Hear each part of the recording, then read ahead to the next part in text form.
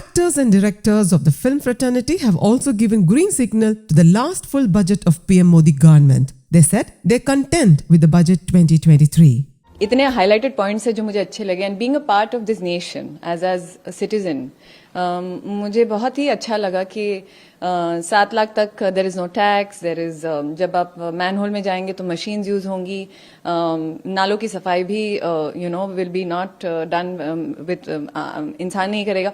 मुझे लगता है कि एक तरीके की आप सब चीजों को डिजिटलाइज तो कर ही रहे हैं, लेकिन यू हैव वैल्यू फॉर इंसान की वैल्यू हो रही है यहाँ पे कि अगर कोई काम है तो फिर वो मशीन भी कर सकती हैं, उसको ऑपरेट करने के लिए भी तो लोग चाहिए. तो आई थिंक एक तरीके का जो हम कहते हैं कि कभी ना कभी तो आत्मनिर्भर भारत बनेगा ही, और हम है ही ऐसे एक नेशन से जो ऑलरेडी ग्लोबली बहुत वेल पोजिशन्ड है. तो मुझे लगता है कि जिस तरीके का बजट है उसी की तरफ हम बढ़ते जा रहे हैं. फिल्म इंडस्ट्री मेरे लिए बहुत महत्वपूर्ण है, लेकिन उससे भी ज़्यादा महत्वपूर्ण है देश.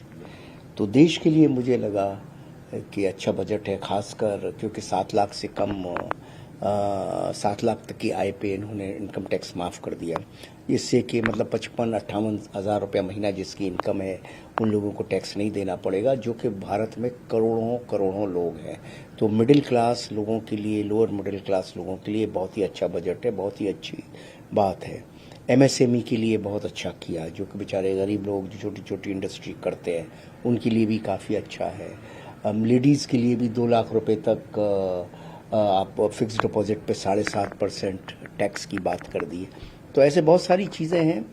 मोटा अनाज के लिए भी काफ़ी कुछ किया उन्होंने, गरीबों के लिए 80 करोड़ लोगों को मुफ्त राशन की बात भी की है.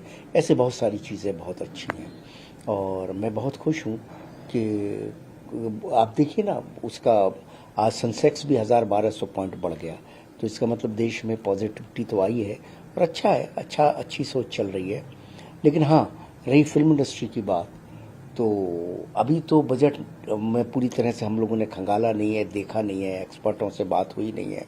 तो मैं पूरी तरह से नहीं कह सकता हूँ कि फिल्म इंडस्ट्री पर इसका कोई असर पड़ेगा या नहीं पड़ेगा. लेकिन ये ज़रूर है कि जब टैक्सेशन में थोड़ा रिलीफ आता है तो लोगों की एक्सपेंडिचर पावर बढ़ती है, तो वो सिनेमा की टिकटों पे भी जाती है.